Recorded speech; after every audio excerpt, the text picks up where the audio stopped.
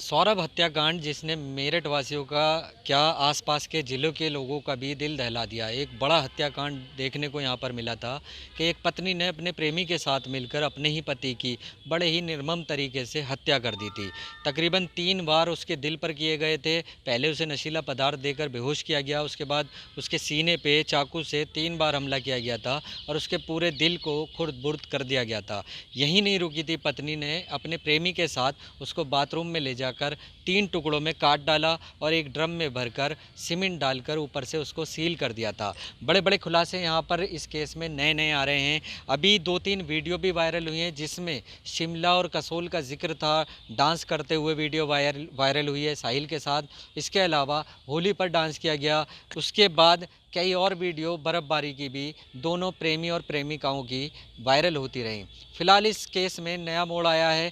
एक तो जेल के अंदर 3 से 4 दिन बीत चुके हैं। मुस्कान और साहिल ने जेल सुपरिटेंडेंट से ये इच्छा ज़ाहिर की कि उनको एक सरकारी वकील मुहैया कराया जाए, क्योंकि मुस्कान के जो माँ-बाप हैं वो इस केस को लड़ने से पहले ही मना कर चुके हैं।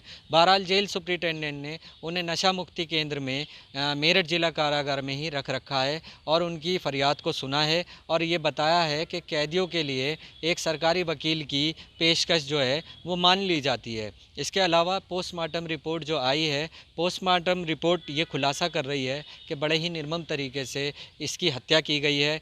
तकरीबन 3 टुकड़ों में ये लाश मिली थी और इसका बिसरा भी प्रिज़र्व कर दिया गया है, क्योंकि ये भी संभावना जताई जा रही है कहीं न इसको जहर तो नहीं दिया गया है।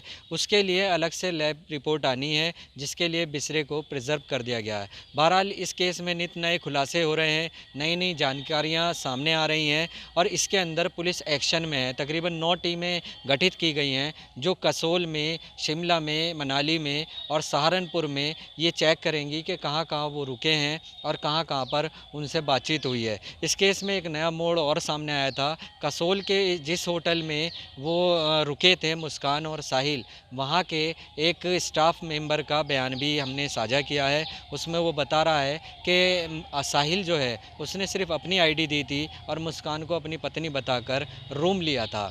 बहरहाल नए-नए खुलासे होते जा रहे हैं और नई घटनाएँ जिस तरीके की ये घटना हुई है उसमें आगे जो नया खुलासा होगा उसके लिए भी हम आपसे जानकारी साझा करते रहेंगे। अपने सहयोगी रियासत के साथ राशिद खान, प्राइम न्यूज़, मेरठ।